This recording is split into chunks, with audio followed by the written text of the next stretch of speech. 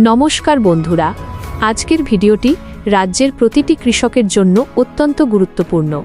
গত কয়েকদিন ধরে আপনারা অনেকেই চিন্তিত ছিলেন যে আমাদের রাজ্যের জনপ্রিয় কৃষক বন্ধু প্রকল্প কি বন্ধ হয়ে যাচ্ছে। বিশেষ করে বর্তমানে টাকা পেতে দেরি হওয়ার কারণে আপনাদের মনে অনেক প্রশ্ন দানা বেঁধেছে। কিন্তু না বন্ধুরা, আজ আপনাদের জন্য নিয়ে এসেছি এক বিরাট সুখবর।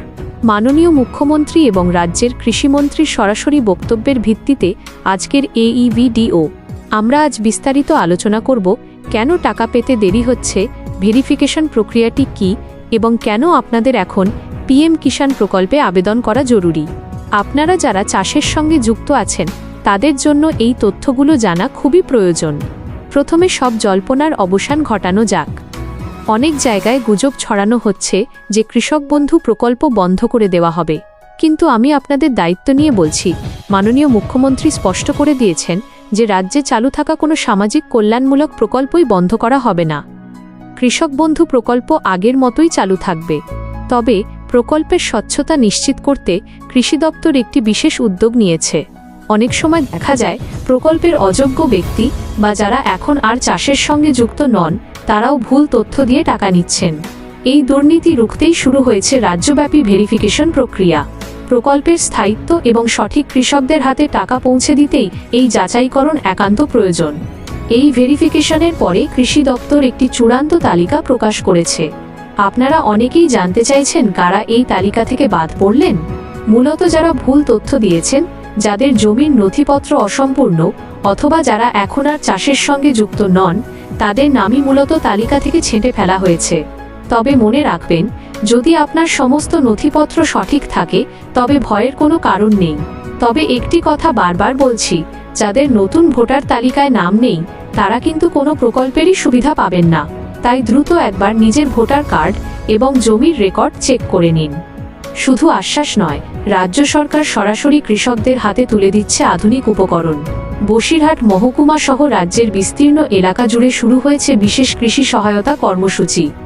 হাজার হাজার কৃষকের হাতে তুলে দেওয়া হচ্ছে উন্নত প্রজাতির ধানের বীজ, জৈব ও রাসায়নিক সার এবং অত্যাধুনিক কীটনাশক। হিঙ্গলগঞ্জ, বাদুড়িয়া সহ একাধিক ব্লকে আমাদের কৃষি দপ্তরের প্রতিনিধিরা সরাসরি কৃষকদের আধুনিক ও বৈজ্ঞানিক পদ্ধতিতে ধান চাষের প্রশিক্ষণ দিচ্ছেন। এতে উৎপাদন যেমন বাড়বে তেমনি কমবে খরচের পরিমাণ। চাষকে লাভজনক করতে সরকার সব ধরনের সহযোগিতা করছে। এবার আসা যাক সবচেয়ে গুরুত্বপূর্ণ অংশে, পিএম কিষাণ। অনেকেই ভাবছেন রাজ্য সরকার কেন এখন পিএম কিষাণ প্রকল্পের ওপর এত জোর দিচ্ছে। দেখুন, কৃষক বন্ধু প্রকল্পে রাজ্য সরকারের ওপর বছরে ৮,০০০ কোটি টাকার আর্থিক চাপ পড়ে। অন্যদিকে পিএম কিষাণ প্রকল্পটি কেন্দ্রীয় সরকারের। সরকার চাইছে যারা যোগ্য কৃষক তারা যাতে কেন্দ্রীয় সরকারের প্রকল্পের সুবিধাও পান। এতে আপনাদেরই লাভ। অনেকে জানতে চান দুই প্রকল্পের পার্থক্য কি। কৃষক বন্ধু প্রকল্পে ১ একরের বেশি জমিতে সর্বোচ্চ ১০,০০০ টাকা এবং কম জমিতে ৪,০০০ টাকা বছরে পাওয়া যায়। অন্যদিকে পিএম কিষাণ প্রকল্পে বর্তমানে ৬,০০০ টাকা পাওয়া যায়, তবে সাম্প্রতিক আপডেট অনুযায়ী এই টাকা বাড়িয়ে বছরে ৯,০০০ টাকা করার পরিকল্পনা চলছে। তাই যারা এতদিন শুধুমাত্র কৃষক বন্ধু প্রকল্পের টাকা পেয়েছেন কিন্তু পিএম কিষাণের সুবিধা পাননি, তারা অবিলম্বে পিএম কিষাণ পোর্টালে গিয়ে নিজের নাম নথিভুক্ত করুন। এতে বছরে অতিরিক্ত আর্থিক সুবিধা পাওয়ার সম্ভাবনা তৈরি হবে। সবশেষে, টাকা কবে ঢুকবে? আজ ৮ই জুলাই। স্বভাবতই আপনারা চিন্তিত। তবে কৃষি দপ্তরের আপডেট অনুযায়ী ভেরিফিকেশনের কাজ প্রায় শেষ পর্যায়ে। আশা করা যাচ্ছে এই জুলাই মাসের দ্বিতীয় থেকে তৃতীয় সপ্তাহের মধ্যেই আপনাদের ব্যাংক অ্যাকাউন্টে খরিফ মরশুমের টাকা সরাসরি ডিবিটির মাধ্যমে ঢুকে যাবে। তাই অহেতুক চিন্তিত হবেন না এবং দালালের খপ্পরে পড়বেন না। নিজের নথিপত্র ঠিক রাখুন। আপনারা যারা এই ভিডিওটি দেখছেন, যদি কোনো বিষয়ে বুঝতে অসুবিধা হয় তবে নিচে কমেন্ট করে জানান। আর ভিডিওটি ভালো লাগলে একটি লাইক দিয়ে আপনার পরিচিত চাষি ভাইদের সঙ্গে শেয়ার করতে ভুলবেন না।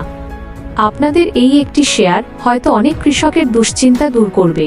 নিয়মিত সরকারি প্রকল্পের সঠিক ও নির্ভুল খবর পাওয়ার জন্য আমাদের চ্যানেলটি সাবস্ক্রাইব করে বেল আইকনটি অন করে রাখুন। দেখা হবে পরবর্তী ভিডিওতে। ততক্ষণ পর্যন্ত ভালো থাকুন, সুস্থ থাকুন। ধন্যবাদ।